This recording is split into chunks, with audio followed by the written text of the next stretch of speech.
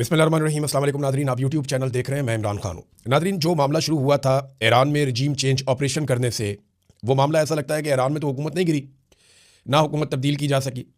सिर्फ आयतुल्लाह अली खामनाई को शहीद किया गया और उसके बाद उन्हीं की तरह का उनका बेटा आ गया। पहले डोनाल्ड ट्रंप ने कहा कि मुझे काबिल कबूल नहीं है, अब डोनाल्ड ट्रंप उनसे मुज़ाकरात की बात भी करता है। लेकिन मामला यह है कि जहाँ पर हुकूमत ईरान की गिराई जानी थी, जो दो हुकूमतें ये काम करने के लिए चली थी, एक अमेरिका और एक इसराइल, वो दोनों खतरे में पड़ गई। अमेरिका के अंदर डोनाल्ड ट्रंप के साथ क्या हो रहा है और इसराइल में नेतन्याहू के साथ क्या हो रहा है, ये एक बड़ी अजीबोगरीब सिचुएशन है कि इन दोनों मुल्कों ने ईरान में रजीम तब्दील करना था, लेकिन इनके अपने रजीम खतरे में आ गए हैं। सबसे पहले तो आप ये देखें कि डोनाल्ड ट्रंप के साथ क्या हुआ। रिपब्लिकन पार्टी के अंदर, जो डोनाल्ड ट्रंप की अपनी पार्टी है, और अमेरिका के मीडिया के अंदर डोनाल्ड ट्रंप की शदीद मुखालफत पैदा हो चुकी है और किसी सूरत भी डोनाल्ड ट्रंप अब इस पोजीशन में नहीं है कि मिड टर्म इलेक्शन जीत सके। और डोनाल्ड ट्रंप के ऊपर लगातार एक तलवार लटक रही है कि डोनाल्ड ट्रंप का मुहासबा किया जा सकता है। यानी डोनाल्ड ट्रंप ने ये खुद भी कहा कि मेरी इंपीचमेंट हो सकती है, और इसकी वजह सिर्फ ये जंग नहीं है, एप्स्टीन फाइल और उसके बाद बनने वाली सिचुएशन, और फिर पूरे अमेरिका को एक ऐसी जंग में धकेल देना जिससे ना सिर्फ अमेरिका को शर्मिंदगी हुई बल्कि अरबों डॉलर का नुकसान भी हो गया, और अमेरिका के अरब ममालिक के साथ ताल्लुकात और खरीजी ममालिक में अमेरिका की जड़ें वो उखड़ गई हैं, बहुत कमज़ोर हो गई हैं। ये सब कुछ डोनाल्ड ट्रंप के खाते पड़ेगा। तो हालत यह है डोनाल्ड ट्रंप की कि अब वो मुल्कों से मदद मांगते फिर रहे हैं। डोनाल्ड ट्रंप ने 5 मुल्कों से मदद मांगी। लेकिन एक वक्त ऐसा था कि अमेरिका किसी मुल्क से बात करता था, मदद मांगता था, तो वो बड़ा ऑनर फील करते थे। ज़ेलेंस्की का स्टेटमेंट अगर आप देख लें, ये कुछ अर्सा पहले जब डोनाल्ड ट्रंप नया नया अमेरिका का सदर बना, तो यही ज़ेलेंस्की जो है, ये जब व्हाइट हाउस में आया तो डोनाल्ड ट्रंप ने इसे काफ़ी शर्मिंदा किया था। बड़ी अजीबोगरीब सूरत हाल हो गई थी। आज वही ज़ेलेंस्की जो है उससे मांगे जा रहे हैं कि हमें ड्रोन दें, हमारी मदद करें, और उसके बदले में उसको भी कुछ चाहिए। अब वो एक बेहतर डील चाहता है। एक दौर था कि अमेरिका ये कह रहा था कि यूक्रेन के जितने भी मिनरल्स हैं उस पर हमारा हक है, हमें वो दिए जाएं, और आज सूरत हाल क्या है। ये तो चले यूक्रेन की बात है, लेकिन अमेरिका ने जिन 5 बड़े ताकतवर मुल्कों से मदद मांगी, उनमें एक चाइना है, एक फ्रांस है, एक बरतानिया है, एक जापान है और एक जनूबी कोरिया। इनसे मदद मांगी, चाइना ने साफ इनकार कर दिया। फ्रांस ने कहा जी हमने तो अपने हथियार नहीं भेजे। बरतानिया का स्टेटमेंट भी मुबहम सा है, वो इस लड़ाई का हिस्सा बनना नहीं चाहते, वो पहले ही मना कर चुके थे। जापान ने कोई अभी तक जवाब दिया नहीं, और कोरिया ने भी कोई वाज़ेह जवाब नहीं दिया। तो आप अंदाजा करें कि जिन मुल्कों से डोनाल्ड ट्रंप ने नाम ले लेकर मदद मांगी, वो मुल्क भी जवाब नहीं दे रहे, और जो रजीम तब्दील करने चले थे उनका अपना रजीम खतरे में पड़ गया।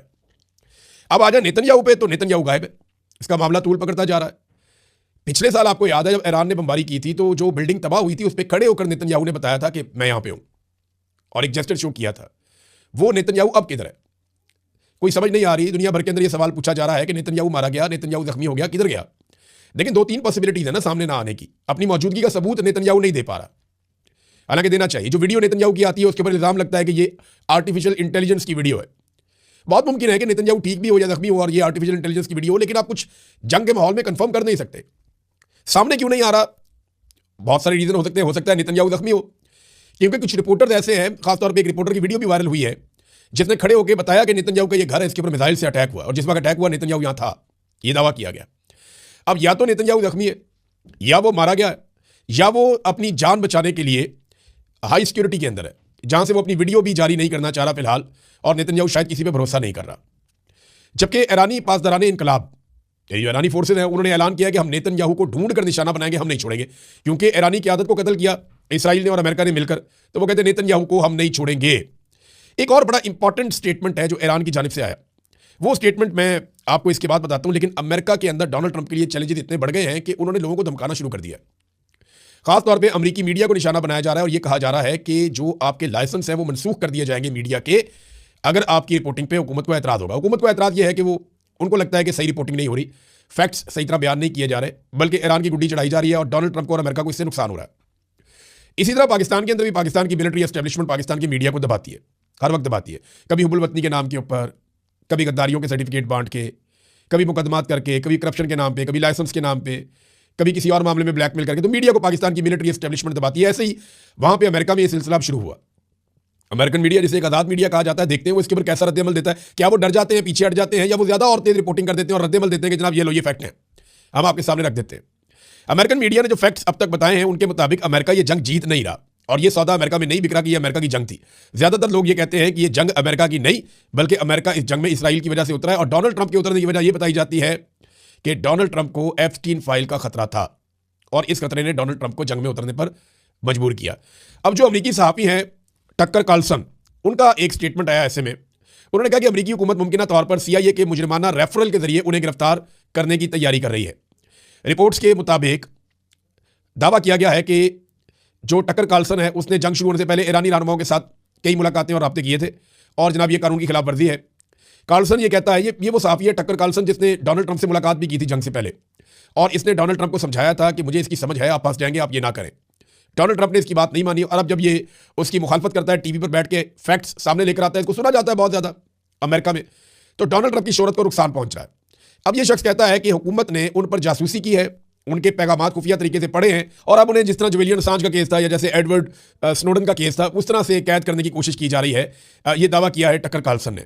तो अमरीकी इतने परेशान है, अमरीकी हुकूमत, और हत्ता के रिपब्लिकन पार्टी के अंदर से मुखालफत शुरू हो गई है कि ये तो इसराइल की जंग थी, आपने अमेरिका को इस जंग के अंदर क्यों धकेल दिया, और अमेरिका को इसका नुकसान हो रहा है। सबसे बड़ा नुकसान तो अमेरिका की जो चौधराहट है वो खतरे में पड़ गई है। अब एक तरफ मीडिया को धमकियां, एक तरफ इंटरनल प्रॉब्लम, तो ईरान का रजीम चेंज करते अपना रजीम फंसवा लिया। और ट्रंप की जहनी हालत कुछ इस तरह है कि ये एक ट्वीट ट्रंप का अगर आप पढ़े ना तो आपको उससे आइडिया हो जाएगा। यानी ये BBC ने इसको रिपोर्ट किया, आपको यहां से ट्रंप की इस वक्त जहनी हालत का अंदाजा हो जाएगा। उन्होंने कहा कि ईरान डील करना चाहता है लेकिन वो तैयार नहीं है। ट्रंप ने अहम ईरानी जजीरे खार को मुकम्मल तौर पर तबाह करने का दावा करते हुए कहा कि मजा लेने के लिए शायद हम उसे चंद बार और निशाना बनाएं, मजा लेने के लिए। यानी डोनाल्ड ट्रंप ये बता रहे हैं, सेनी कैफियत का आप अंदाजा करें कि वो बमबारी मजा लेने के लिए भी करते हैं। ये एक ऐसी कैफियत में डोनाल्ड ट्रंप आ गया जहां पे कॉन्फिडेंस नहीं रहा। अब वो लोगों को कॉन्फिडेंस देने के लिए कि हम बहुत ताकतवर हैं, हम बहुत बहादुर हैं, ये देखें हम तो शुगर लगाने के लिए भी बम मार सकते हैं। जो आदमी मजा लेने के लिए बमबारी की बात कर रहा है ना, किसी और टारगेट के अलावा, यानी थोड़े दिन पहले उन्होंने कहा जी बड़ा फन होता है, बड़ा मजा आता है जब हम जहाजों को डबो देते हैं, उनके बंदों समेत समंदर की गहराइयों में गर्क कर देते हैं, बड़ा मजा आता है, डोनाल्ड ट्रंप ने कहा था। फिर डोनाल्ड ट्रंप ने अब कहा कि जजीरे के ऊपर दोबारा अटैक करेंगे मजा लेने के लिए। तो फिर वो उन लोगों के ऊपर जिन्होंने ऐसे शख्स को अमन के नोबेल इनाम के लिए नामजद किया। मेरी तरफ से तो फील्ड मार्शल आसिम मुनीर और शहबाज शरीफ शाबाश के मुस्तहिक हैं कि उन्होंने एक ऐसे शख्स को अमन के नोबेल इनाम के लिए नामजद किया और उसे खड़े होकर बार बार सल्यूट मारे, उसकी तारीफें की, उसके जूते पॉलिश किए। जो शख्स ये कहता है कि वो मजा लेने के लिए बमबारी करता है। आप अंदाजा कर लें कि कैसी ज़हनियत है डोनाल्ड ट्रंप की इस वक्त और कैसी ज़हनियत है उन लोगों की जो उसको अमन के नोबेल इनाम के लिए नामजद कर रहे हैं। अली लारंजानी ने एक बहुत इंपॉर्टेंट बात की है और इसको जनाब फेंका नहीं जा सकता, इसके ऊपर सबको गौर करना पड़ेगा, क्योंकि ये मैंने आपको 2 दिन पहले भी एक वीलॉग में बताया था कि कुछ ऐसी इतलात आ रही हैं।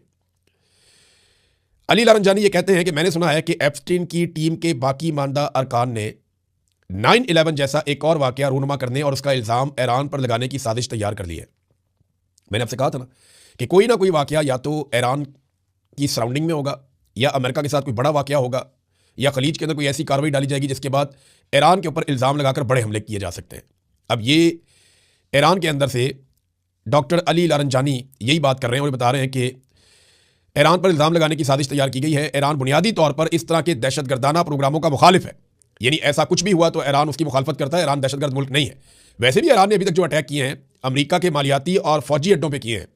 मालियाती अड्डों पर इसलिए कि ईरान के अंदर बहुत सारे मालियाती इदारे तबाह किए गए, तो उन्होंने कहा जी हम भी करेंगे फिर। लेकिन अटैक उन्होंने अमेरिकन एसेट्स के ऊपर किए हैं, अरबों पे नहीं किए, और सिविलियन को निशाना ईरान ने अभी तक नहीं बनाया। इसकी गवाही अमेरिका के अंदर से भी आई है। अब वो ये कहते हैं कि हमारी लड़ाई जो है वो अमेरिकी अवाम के साथ कोई हमारी जंग नहीं है, ना उनसे हमारी मुखालफत है, ये तो जिन्होंने जंग मुसल्लत की है उनसे लड़ रहे हैं। तो ये उन्होंने कहा कि एक फॉल्स फ्लैग ऑपरेशन हो सकता है, 9/11 टाइप का कोई वाकया जिसकी प्लानिंग की गई है। अब पता नहीं ये वाकया कब होता है, कहाँ किया जाता है, लेकिन ईरान ने वक्त से पहले इसको आगाह किया है। तो मेरे ख्याल में सबको इस पे ज़हनी तौर पर तैयार रहना चाहिए। ईरान ने सऊदी अरब पे होने वाले जो ड्रोन हमले हैं और जो मिसाइल हमले हैं उनसे अपने आप को अलग कर लिया। उन्होंने कहा ऐलान ला ताल्लुक की हमने किए ही नहीं, हमने सिर्फ फौजी अड्डों को निशाना बनाया। सऊदी अरब के अंदर जो दीगर तनसीबात को निशाना बनाया गया है, चाहे वो ड्रोन आए हैं चाहे वो मिसाइल आए हैं, उनका ईरान के साथ कोई ताल्लुक नहीं है, ये उन्होंने दावा किया। और ये भी कहा कि सऊदी अरब इसकी एक तहकीकात करवा ले, इसकी एक इंक्वायरी करवा ले कि ये ड्रोन्स और मिसाइल कहाँ से आए हैं। इसका इल्ज़ाम ईरान जो है वो इसराइल और अमेरिका पे लगाता है। वो ईरानी फौज के तर्जुमान ने भी ये कहा और ईरान के वज़ीर ख़ारजा ने भी यही बात की। वो यही बात करते हैं और बार बार ये बात करते हैं कि ये हम नहीं कर रहे। अमरीकियों ने हमारे ड्रोन जैसा एक ड्रोन तैयार किया है, इसके जरिए अरब ममालिक में कुछ मकामात को निशाना बना रहे हैं, ये भी ईरानी वज़ीर ख़ारजा ने कहा है। तो उन्हें यह लगता है कि तहकीकाती कमेटी बना लें और इसके अंदर बेशक ईरान को भी शामिल कर लें। ईरानी वज़ीर ख़ारजा ने कहा कि मुमकिन है कि अरब ममालिक में शहरी अहदाफ पर होने वाले हमलों के पीछे इसराइल हो। ईरान ने खलीजी ममालिक में किसी भी शहरी या रिहायशी इलाके को निशाना नहीं बनाया। अमरीकी साख्ता ड्रोन लोकस भी खित्ते में अहदाफ पर हमलों में मुलव्वस हो सकता है। तेहरान ऐसे इक़दामात को खुशामदीद कहता है जो जंग के मुकम्मल खात्मे की तरफ ले जाएं। अब ये ईरान कह रहा है जी हम नहीं मार रहे, अच्छा, जो स्टेटमेंट सऊदी अरब की जानिब से आ रहे हैं, देखिए मोहम्मद बिन सलमान फिलहाल खामोश हैं, लेकिन जो उनके बहुत करीबी लोग हैं वो जब बात करते हैं तो वो मोहम्मद बिन सलमान की बात होती है। वहां सऊदी अरब में ऐसा नहीं होता कि MBS कुछ और सोच रहे हैं और बाकी सारे लोग कुछ और कह रहे हैं। अब यहां पे जो एक दो टोक जवाब आया सऊदी अरब की जानिब से, यानी सऊदी अरब के शहजादा तुर्की अल फैसल हैं, ये बहुत इंपॉर्टेंट शख्सियत हैं, ये साबिक इंटेलिजेंस के सरबराह भी हैं सऊदी अरब के, और ये रॉयल फैमिली है, ये वही बात करते हैं जो सऊदी अरब की बात होती है। तो उनसे जब पूछा गया कि असल खतरा कौन है, ईरान है या इसराइल है, इस पर उन्होंने बड़ा दो टोक जवाब दिया। उन्होंने कहा इस वक्त असल खतरा बिलाशुबा इसराइल ही है, जो हद से ज्यादा ताकत हासिल कर चुका है और अब पूरे खित्ते को धमकाने लगा है। इसराइल ही मसाइल को हवा दे रहा है और उसे काबू में लाना जरूरी है। ये जनाब सऊदी अरब की सोच है। देखिए, अरब ममालिक ने ना बड़ा रिस्ट्रेंट का मुजाहरा किया है। जिस तरह ईरान ने इन ममालिक के अंदर अमरीकी फौजी तनसीबात को निशाना बनाया, अरब ममालिक इस बात को समझते हैं कि ये फौजी तनसीबात को निशाना बनाया जा रहा है, और अरब ये बात भी अब समझते हैं कि ये अमरीकी फौजी तनसीबात जो यहाँ पे अड्डे मौजूद थे, ये अरबों की हिफाजत के लिए नहीं थे, ये अमरीकी मफाद के लिए थे। अरबों डॉलर भी हमसे ले लिए, और जब हिफाजत करने का वक्त आया तो सिर्फ इसराइल की हिफाजत के ऊपर तवज्जो दी गई। ये बात अब अरब समझते हैं, और ये बात वो बरमला कर भी रहे हैं, उनके तजियाकार ये बात कर रहे हैं, उनका मीडिया ये बात कर रहा है, और अरब हुकूमतें उनको ये बात करने से रोक भी नहीं रही। वहां पे डेमोक्रेसी नहीं है कि आप कोई भी बात करें, वहां जो बात होती है वो एक पॉलिसी के तहत होती है, और वो सब लोग ऐसी ही बात कर रहे हैं। नाज़रीन, एक बार बार बात की जाती है कि भारतीय टैंकर्स को ईरान ने गुजरने दिया, और भारत के साथ ईरान के बड़े अच्छे ताल्लुकात हैं, भारत पाकिस्तान का। पाकिस्तान में कई लोग ये गेम उठाते हैं। देखिए, पाकिस्तान में चंद किस्म के लोग हैं जो ईरान की मुखालफत बिला वजह ही कर रहे हैं। एक तो वो लोग हैं जो मौजूदा मिलिट्री रिजीम के बेनिफिशियरी हैं। मौजूदा जो मिलिट्री रिजीम है ना, वो ये समझता है कि उनका इक़्तिदार तब तक बाकी रह सकता है जब तक वो ट्रंप को खुश रखेंगे। तो ट्रंप को खुश रखने के लिए ईरान को खुश ना रखना जरूरी है, ईरान की मुखालफत करना जरूरी है। तो उनके जितने भी बाल बच्चे हैं ना, या बच्चे जमूरे हैं, वो सारे के सारे ईरान के खिलाफ बिला वजह हुए। दूसरा, एक शिया सुन्नी का भी एक प्रॉब्लम है पाकिस्तान के अंदर, उस बुनियाद पर भी कई लोग बिला वजह ईरान के खिलाफ हैं, और एक बुग्स के अंदर जो है वो आपस में डले हुए हैं। ये अफसोसनाक है, लेकिन ये हकीकत है, इससे हम भाग नहीं सकते। तो अब यहां पे एक अधूरी खबर दी गई जनाब कि 2 भारतीय टैंकर्स को गुजरने की इजाजत दी ईरान ने। नहीं, वो एक सौदेबाजी हुई है। असल खबर ये है, जो फैक्ट चेक कर लेते हैं उसमें वो ये है कि ईरान ने आपने हुर्मत से सिर्फ 2 भारतीय टैंकर्स को गुजरने की इजाजत दी है, और इस शर्त पे दी है कि भारत इसके बदले में उन 3 ईरानी टैंकर्स को ईरान वापस भिजवाएगा जिन्हें भारत ने 10 फरवरी को अमरीकी ईमा के ऊपर जब्त कर लिया था। भारत ने पकड़ लिए थे 3 टैंकर ईरान के, अमेरिका के कहने पर। अब यहां से ईरान 2 टैंकर छोड़ा भारत के, और वो 3 टैंकर वापस आएंगे। ये सौदेबाजी है। अधूरी खबर देकर ये कोशिश की जा रही है कि जैसे भारत और ईरान मिल गए और पाकिस्तान पे पता नहीं हमला करने वाले हैं। ऐसा नहीं है। ना ही ईरान पाकिस्तान पे हमला करने वाला है, ना ही वो अरब ममालिक पे हमला कर रहा है। वो ये कहते हैं कि ये हमले कोई और कर रहा है, हम सिर्फ फौजी अहदाफ को निशाना बना रहे हैं। नाज़रीन, ईरान ने बहुत सारे हथियार ऐसे हैं जिनको चलाया ही नहीं था। ये बात पहले ऐसा लगता था कि ईरान ने अभी तक क्यों नहीं चलाया, शायद ये बढ़ा चढ़ा के बता रहे हैं, लेकिन अब ये चीज़ें साबित हो रही हैं। पहली मरतबा ईरान ने सजील मिसाइल फायर किया है, बड़ा एक्यूरेट बैलिस्टिक मिसाइल है, और 2000 किलोमीटर तक जाके ये मार करता है। तो ये पहली मरतबा सजील मिसाइल उन्होंने चलाया, और इसकी वीडियो भी जारी की। उन्होंने दिखाया ये बड़ा बड़ा कामयाब मिसाइल है और ये जाके हिट करेगा। नाज़रीन, पाकिस्तान के अंदर चंद छोटी छोटी खबरें मैं आप तक पहुंचा देता हूं। सबसे पहले तो ख्वाजा साद रफीक हुकूमत की जानिब से पहली शख्सियत है जिन्होंने खुलकर सही बात की है। इससे पहले हुकूमत जो है वो ये बात करने से डरती है। मैंने आपको बताया ना कि मिलिट्री एस्टैब्लिशमेंट का रजीम है, ये लोग तो ना 3 में ना 13 में, तो वो वही करते हैं जो आसिम मुनीर साहब चाहते हैं। लेकिन ख्वाजा साद रफीक जो है उनका स्टेटमेंट इंटरेस्टिंग है। उन्होंने कहा खलीजी ममालिक में कायम अमरीकी फौजी अड्डे खित्ते में बेचैनी और अदम इस्तेहकाम की बुनियाद है। उनका वाहिद मकसद अमरीकी इस्तेमार और सहूलियत का तहफ़्फ़ुज़ है। दौलतमंद अरब ममालिक से उनकी सिक्योरिटी के नाम पर दौलत इकट्ठी की जाती है, फिर उसे अमरीकी मफादात के लिए इस्तेमाल किया जाता है। अरब दुनिया समेत दीगर मुस्लिम ममालिक में फैले हुए बिगाड़ और अफरा तफरी की जड़ें इन अमरीकी फौजी अड्डों से जुड़ी हैं। खलीजी ममालिक से इन फौजी अड्डों का खात्मा ही खित्ते में इस्तेहकाम और पायदार अमन की जमानत है। ये ख्वाजा साद रफीक ने स्टेटमेंट दिया है। PMLN से हुकूमत से इनका ताल्लुक है, तो चलो कम से कम एक आदमी तो बोला ना, एक आदमी तो वो बात की जो बाकी पाकिस्तानी भी कर रहे हैं। नाज़रीन, पंजाब के अंदर सूरत हाल पता क्या है?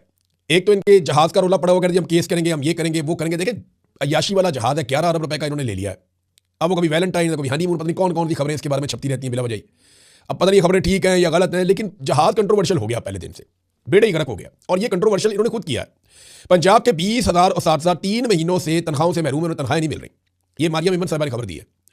और महकमा हेल्थ के मुलाजमीन भी तनख्वाहें नहीं मिल पा रही उन्हें भी, वो भी बेचारे तनख्वाहों के लिए तरस रहे हैं। मरियम नवाज हेल्थ क्लिनिक इन्होंने बनाए थे, वहां पे भी हजारों मुलाजमीन तनख्वाहों से महरूम है। सुथरा पंजाब वाले जो है मुलाजमीन, वो बेचारे शिकायतें कर रहे हैं, और ऐसी ही शिकायतें उनकी भी हैं। मगर इनको अयाशी के लिए 11 अरब रुपए का जहाज चाहिए। यहां जो स्कूल है वो उन पे कर्जे चढ़ रहे हैं। पंजाब के जो सरकारी स्कूल हैं वो मकरूज हो रहे हैं, लेकिन इनको फिक्र ही नहीं है। बिजली के बिल वो अदा नहीं कर पा रहे। अफ्तारियों का इन्होंने ऐलान किया था, इतने फोटो लगाए मरियम नवाज के, लेकिन अफ्तारी नहीं करवा सके। एक हफ्ता पहले ही इन्होंने प्रोजेक्ट ही बंद कर दिया। वो लोग खाना खाने के लिए पहुंचे, वहां अफ्तारी पे खाना ही नहीं था। ये सारी वीडियो सोशल मीडिया पे वायरल है। गरीब लोग पहुंचे खाना खाने के लिए, हफ्ता पहले इन्होंने उठा दिया सारा कुछ, बजट ही नहीं है। जिनके पास पैसा नहीं है, जो स्कूल नहीं चला सकते, जो हेल्थ नहीं चला सकते, जो अफ्तारी नहीं खिला सकते, जो कोई सब्सिडी नहीं दे सकते, वो लोग 11 अरब रुपए का जहाज जरूर दे सकते हैं अयाशी के लिए। अब जहाज चला गया वियाना, ये बता ही नहीं रहे। अब कहते हैं केस करेंगे लोगों के ऊपर, तो वो साफी है ना अमेरिका में वकास साहब, उन पे जाके आप कर दें केस।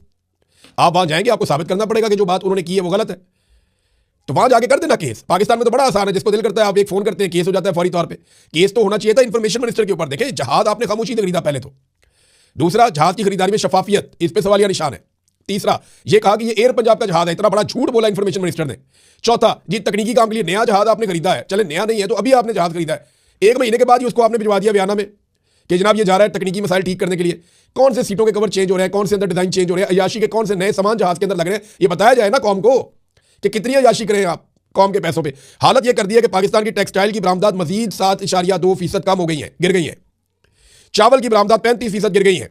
पाकिस्तान में कमाई का जरिया सिर्फ और सिर्फ महंगा पेट्रोल, महंगी बिजली, महंगी गैस और ओवरसीज पाकिस्तानी जो पैसा अपने घर वालों को भेजते हैं रेमिटेंसेस की सूरत में, वही रह गया है। और धड़ाधड़ कर्जे लेते जा रहे हैं और इसके जरिए से ये मईशत चलाने की कोशिश कर रहे हैं। बेड़ा गर्क कर दिया इन्होंने पाकिस्तान की और पंजाब की मईशत का।